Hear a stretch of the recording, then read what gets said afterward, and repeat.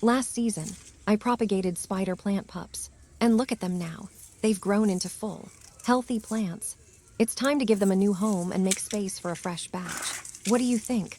Should I keep some with the mother plant or separate them all? I'm carefully removing each pup, making sure not to damage the roots. Did you know that spider plant babies take energy from the mother, which makes them super easy to grow? I've prepared these pots with well-drained soil. Good drainage is key for strong root development.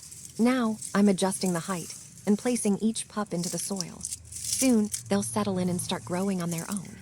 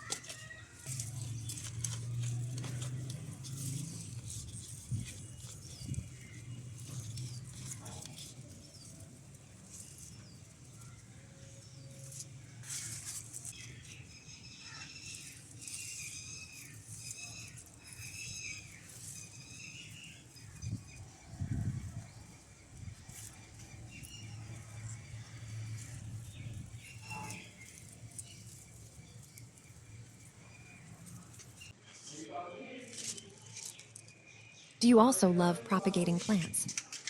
Let me know in the comments. Stay tuned for more fun experiments. And don't forget to follow for more unique planting ideas.